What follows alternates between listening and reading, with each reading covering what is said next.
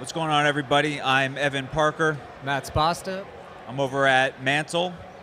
I'm the CEO of a company called Shoebox, AI card grading company, and also Find Your Trove. Catch us on most social media platforms. So we just wanted to have a conversation. We're here. This is Friday. Feels like Saturday. Feels like Saturday. Feels like however many days, the most days possible in the world that we've been at the National. So it's, I guess, day 2.5. Just wanted to sit here and talk about the hobby, what you're seeing, what you're feeling, because I mean this is the biggest sports collectors conference of the year, and it feels like walking around that the hobby is alive and well, but things are always changing. Every time you come, it's like a different feel, different flavor. So day 2.5, feeling like day 50. Yep. We've all spent a lot of time here. I think I'm starting to see exhaustion set in around the floor. Which is good and bad. I mean, it's been a little overwhelming from a logistics standpoint. People trying to get to the bathrooms, people trying to get food. From a hobby standpoint, it seems like the hobby's absolutely thriving. A lot of next generation collectors are here. Obviously, all of the brands and dealers and all the industry folks have showed up, and they've really showed out. I mean, the booths here are incredible. I don't know what your take is on that. Yeah, I mean, I think you see these big brands activating in pretty amazing ways. The amount of money that they're spending, the amount of care they're putting into their displays and making sure that this all feels and looks like something like that's special. And you got, it's a little bit of like tables of people who have been here forever with the cards. This is like the biggest thing that they do all year. And then you've got massive brands, TikTok and whatnot and everything. So it's cool to kind of see the high-low of the industry. It's actually a really good point, and I think a good segue here. So when you think about brands activating at an event like this, especially the biggest show in the world, you think about how far marketing dollars will go, and the amount of money that's spent here for an event activation, I think is dollars well spent, because I think the exposure that you're getting from here, Totally. the ability to engage the right hobby collectors, really goes a long way. And you and I both touch on marketing a lot with some of our businesses. So I'd love to, get your thoughts on how has it been entering the hobby recently? Yeah. I could talk a little bit about my background in Trove, because we've been in the hobby for 3+ years. But I'd love to hear from your perspective what it's been like breaking into the hobby. So, we launched in February, right? You guys have been doing it, you say 3+ years. We launched in February. We're trying to build community. Community takes time. Building audience takes time. I mean, I think a lot of people think about like the virality, right? You post something, everybody jumps to it. It's the hot thing. That the lightning in a bottle doesn't happen that often, and it's usually not sustaining. And so, trying to build an audience little by little is difficult. But you walk around, and they're saying 100,000 people over the course of the show. People are looking for friends. They're looking for people who like the same things, trade partners, and so community exists in all these little pockets. And the hope for what we're trying to do with Mantle is bring people together in one place, purpose-built for collecting. It won't be easy, but when you look around, you see how many people are here, and how few of them, after 5 months of us existing, how few of them are on so far, how few of them know that we exist. And this is one show in one city on one weekend over the course of the year. Like, opportunities are endless. Yeah, I think it speaks to the fragmented nature of the industry. And I even think about segments from a social media standpoint for Trove. Trove is a content provider in the space. We're storytellers. We work with a lot of the big players across the space. But one of the things that I've noticed is each of our channels has a very different audience and demographic, right? You think about Twitter has a very specific demo. The card collectors on Twitter are much more transactional than other platforms. Instagram and TikTok are more kind of top of funnel, looking to consume content around things like card breaking and big hits. And then Facebook, you have, I hate to say this, but a lot of the boomers that are hanging on Right. Facebook, but they're there to consume content as well, and they're looking for different things. So I think when you think about the space as a whole, it's extremely fragmented. It's hard to kind of break down silos, but you almost have to speak to different audiences in different ways. How have you guys done that? So when you're looking at pieces of content for Trove, for Instagram versus Twitter versus Facebook, is it different pieces of content cut different ways? Are you like, or is it like, this is us, this is our brand, we're putting it out there, and we're going to find the right people on each of these platforms? It's funny, I was having a conversation with one of my partners yesterday here, Robert Edwards Auction, and they were telling me how typically their auctions and their inventory skews more towards vintage. and they're just trying to get into more modern stuff. They had some amazing like LeBron game used sneakers there. And I was telling them I noticed that their stuff really tends to resonate more on Facebook. And he's like, well, we don't use Facebook. But I was like, but that's really the audience that you're speaking to. Sure. And it's very important, like, whereas we don't cut content in different ways, we're really distributing content across all our platforms in similar ways. I know which content is going to hit on which platform. Interesting. So give me the origin story of Trove. Because you've been in a bunch of businesses, you've done a lot of things, and it seems like you guys have found, I won't call it a formula because that kind of simplifies it too much, but you've been able to hit on something that people really seem to resonate with. Yeah, so I got back into the hobby early in COVID. I was a collector as a kid. Me and a few buddies were obsessed during COVID. We were ripping boxes, getting into breaks, and I noticed that there was like this enormous white space for content, storytelling, and most importantly, a trusted source. You know, there are a lot of nefarious players in the space, and like you want to be able to go to someone and to look to someone who is trusted, who provides, you know, quality information and isn't in it for the buck or isn't in to rip you off. So, you know, we were trying to figure out really a way and find a good angle into the space.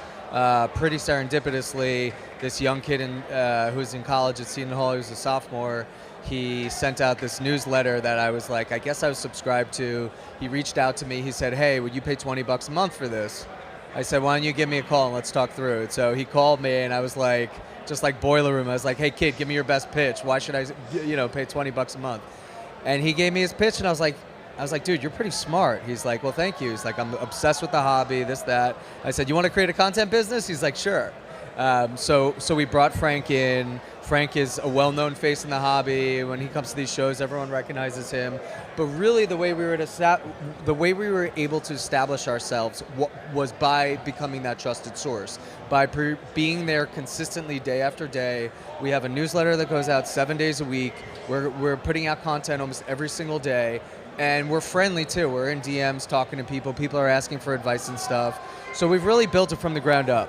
Our formula and our format right now is front-facing camera, Frank's face, telling stories. We like to uncover the story behind items, the story behind why new features are happening on platforms and things like that. But that wasn't always what we did. Early on, we were content aggregators, which you see a lot of people doing now. But we've really figured out a formula, and our videos resonate with our audience, and our engagement's super high. So it works for us, and we stick to that tried and true formula.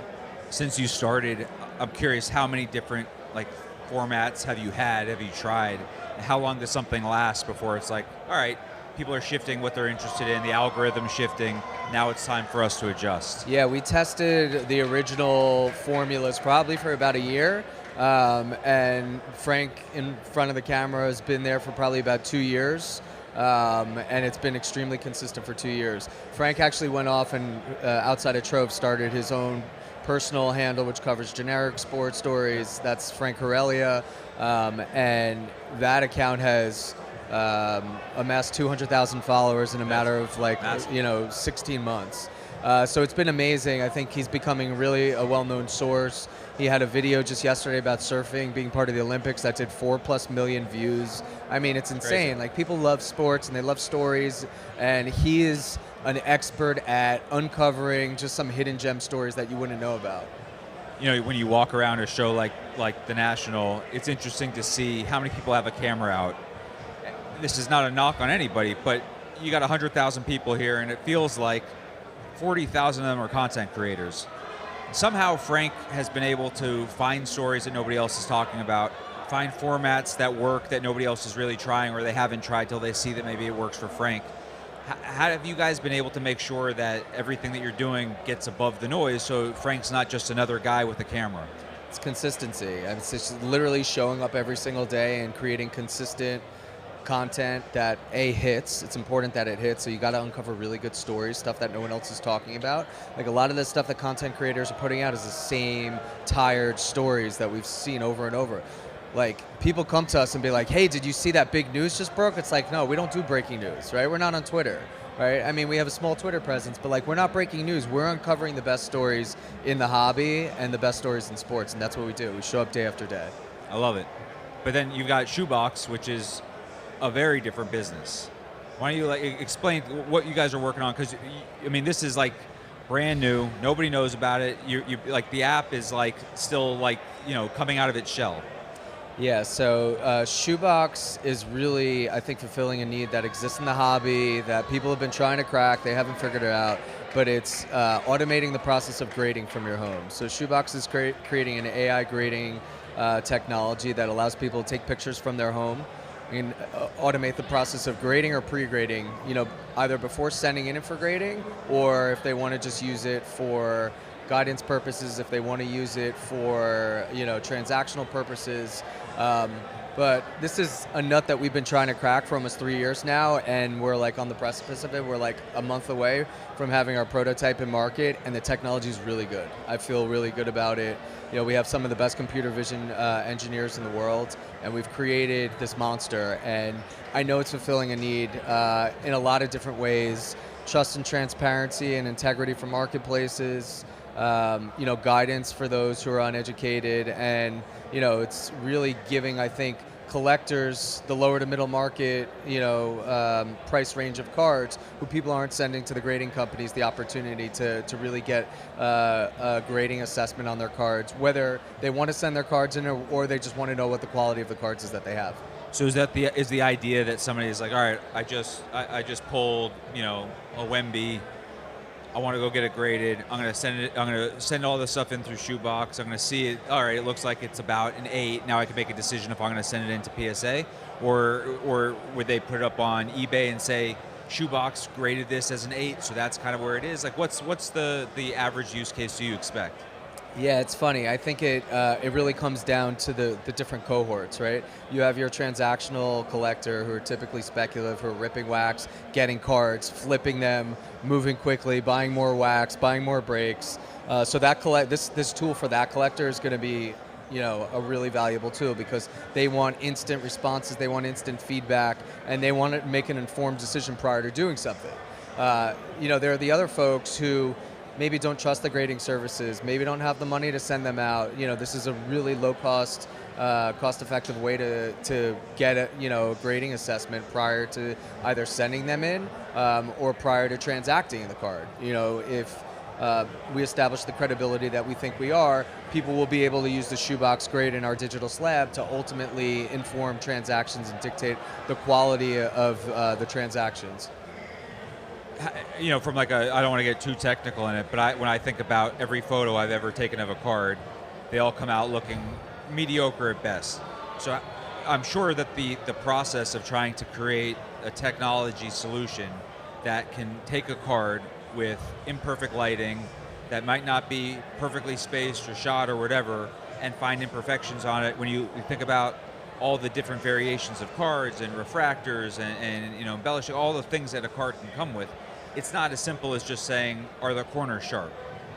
Yeah, no, it's really true. And we've been really working to optimize the process. The image intake process is really critical. Capturing the card from multiple angles is really critical. But we've been able to essentially take kind of the 3D view of all of those images, and aggregate them together to identify where the clusters of damage exist to for real confirmation that the damage is there, but also to identify whether there's false positives that are being caught in one shot but maybe not another. So we've been really working to fine-tune this for many years, and we feel really strongly about where we are right now. So, do you think you'll ever have actual slabs? Do you imagine a future where, like, you guys, Shoebox is the grading company, people are sending you stuff using the AI technology, sending it back in case copies of cards? Yeah, look, for me, as much as I want to become this massive brand, I want to, I want this technology to be used by the masses, and I don't care what the vehicle is, right? I would be comfortable if people are using this as a pre-grading tool to then send to PSA. I would be comfortable if people are using this as a de facto tool to transact. It really doesn't matter to me. I just think this is an enormous value add to the hobby, and we had a booth set up at Trade Night last night and tonight, and even seeing people coming over and bringing us cards and having us look at them and using the technology and saying, like, oh my God, I thought this card was a 10, and our grader's like, yeah, you wouldn't see, because some of this stuff is your naked eyes and trained for it. So it's really important. It takes a lot of the risk out of people's approach to collecting, and we think it's going to add a lot of integrity to the space. So that just sparked something, a question that I hadn't had until you just said that. You sent it to PSA, to Beckett, to Arena Club, wherever. You got a human taking a look at the card. You guys have an AI solution that theoretically could catch things a human can't catch. So how do you account for that? So you're not saying, hey, this is an 8. You send it to the PSA, the guy is going to look at it, not spot the things AI said, and say this is a 10. You don't want to be like finding flaws that the human won't find and then impacting the grade that way. That's our biggest issue, right? If you're using Shoebox as a pre-grading tool, there's always the issue that we believe our technology is going to be extremely consistent. We believe our technology is going to be extremely objective. But the risk is always the human element on the other side. So if people are sending it to PSA, you're going to be dealing with inconsistent grading rooms. You're going to be dealing with inconsistent graders. And we even know this. I mean, I've sent in plenty of subs that have come back and I'm like, I must have caught the grader off on a bad day because I got only 7s and 8s. So we really want to move the subjectivity out of that. Whether people decide to send to PSA or not next, we're going to be extremely transparent about our grades, about the damage that exists.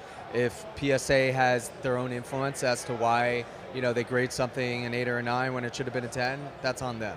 So that's always a disclaimer, that's always a risk, and that's kind of, where we're going to live, kind of in between. I mean, you come from the tech background, Web3, you've got a bunch of businesses, you've run a bunch of businesses. When you walk around the show floor, I'm just curious, your years in the hobby, how much innovation have you seen? How much further along are we today than when when Trove launched 3.5 years ago? Like, what was the National like? What was the industry like from a tech standpoint versus 2024? The answer is not much has changed. Really? I'm surprised. Yeah, the surprise comes in. So 2020, 21 were probably like the best years in the hobby. I think you saw the most institutional capital flow into the hobby for building and development and innovation. I think what happened during those years is there was so much activity and so much money to be made by those businesses where they wanted to spend money to innovate. They looked to shift those dollars towards capitalizing on the hot market at the time, which at the time made sense, but you're left with these platforms that essentially were just playing in the same sandbox as some of the bigger players, trying to steal a little market share. In the end, they weren't able to take enough market share and are kind of fizzling out now. And it's really sad to see because you didn't see a lot of that innovation that was promised. I think you're seeing the second wave of that happening now, and the tools are being built to really help facilitate the collector's journey. And I think we're going to get there eventually. I think Fanatics being in the space now is going to really help that. I think they're helping nurture a lot of these companies. So I don't think we're there yet. But what I would say is like what I'm looking at right now is the Breaker Pavilion, the technology that exists there. Breaking has absolutely become a dynamic that has changed the game, and the game has evolved significantly as a result. And a lot of it has to do with content, a lot of it has to do with the personalities. Like that's the entertainment portion of the hobby that has changed, and it's growing and it's getting better.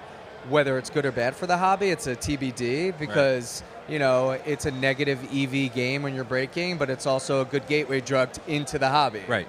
And it's fun. I mean, I don't do breaking often, but every time I do it, I enjoy it. I walk away with usually a card that doesn't live up to what I was hoping for, but it's addictive. And it could, depending on who you are, addictive in a good way, addictive in a bad way. Repacking. I mean, it just seems like there's so much, like there's a lot that's changing.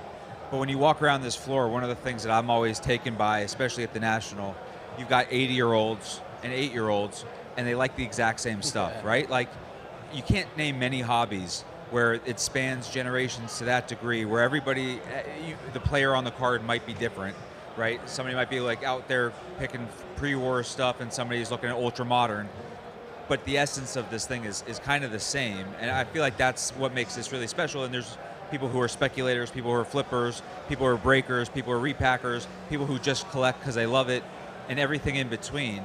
And it just seems like there's a little bit for everybody. And I know it's a little bit trite to say that, but this is a hobby that there's just not like a one-size-fits-all way of doing it. No, it's a 100-plus-year-old industry, and it's going to continue to thrive. And the good thing about it is collectors find different niches, different pockets where they can invest. And it's even like, look, we may be in kind of junk era part 2 right now, but junk era part 1 was what onboarded a lot of us. And even though there may not be so many great cards from that time period, it was an onboarding, event that brought a lot of people into the hobby, and then you find out where you want to go from there. And I think there are still people who love collecting junk wax because it's nostalgic to them, and I Totally. think that's what a big part of this is nostalgia. Yeah. It's thinking, it's tapping into like your inner kid. Like the thing that got me most excited about coming back into the hobby was now I had the disposable income to go out and buy the cards that I wanted as a kid. Absolutely. And it made the journey back into the hobby that much more enjoyable for me. It's funny because we're the same age. You talk about like the junk wax era. To us at the time, it wasn't junk wax, right? It was like these were precious cards. We had no idea that they weren't going to be valuable, right? Like I flipped through the Beckett guide. And you look at cards and it's $5, $5, whatever. I think these things are going to one day be worth a lot of money. Yeah. I've got boxes of cards that I thought were going to like buy me houses that now can't buy the box that they're kept in. Correct. But I still look at 91 Skybox or NBA hoops from those days and some of those cards from when we were kids, and there's still things that, like, to me it's hard to beat. Fleer and all that kind of stuff, not valuable, but like that's the stuff that I get nostalgic about. I think it's so important because all of these old products and brands resonate with us so much. I think the way that we collect, whether it's cards, whether it's other collectibles, I think part of it is the nostalgia. Part of it makes you feel like you're part of a larger community. And I think this is a perfect circle back to what you're doing. The conversation, people want to talk about it. They want to connect with other like-minded individuals who are collecting what they're collecting. And I think your medium is the perfect opportunity for that. And I think you see people, depending on what their posts are about, depending on what their conversations are about, having things resonate with them. When someone posts something, it's always like, for me, something clicks, it's like, I thought about that too. And it's just like, it's about tapping into that emotion and that dopamine for a lot of people. So tell us more about like what your experience has been like with Mantle and how it's been important for you to watch the way your community has been attracted to the platform and learns to engage with the posts and what the future is. It's interesting because when you build something, you kind of have an idea of what you expect or what you hope will happen. Yeah. And then you hit publish and it gets thrown out and you see a lot of different things. And we've had people come onto the platform and post about things that they're into, things that they collect, questions that they have, that I could have done as many scenario plans as possible and I wouldn't have anticipated that. And I think that's what makes me excited every time. When I wake up in the morning, it's the first thing I check in the morning. It's the planted Twitter and Instagram is the first thing I see when I wake up. Still in bed, probably not the best habit.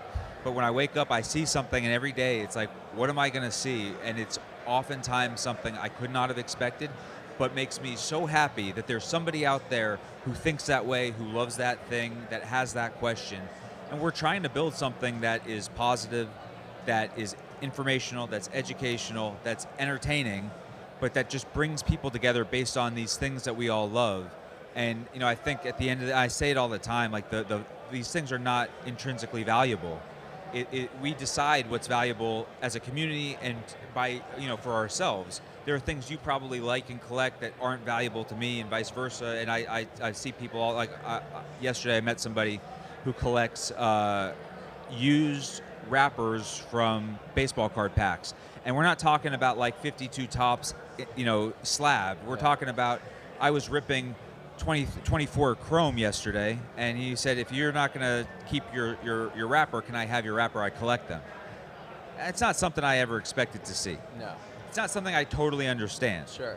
But I'm glad that my junk is somebody else's treasure, right? Like my trash, this guy wants, and he finds some value in it and some opportunity. And we're all different in that way, and I think that's what makes collecting fun and interesting. It's not this hive mentality always. It's the individual things that we all get associated with that we all kind of pull out and say, that means something to me. Yeah, I think what you're doing is really important because I think social media has become a cesspool for speculators and transactional hobbyists to either go to make money or to shame other people for doing what they believe is the right deal for themselves. But it's really reverting back to like why we're all in the hobby in the first place. It's like just like tearing at our heartstrings and be like, this is what we love. We love to collect.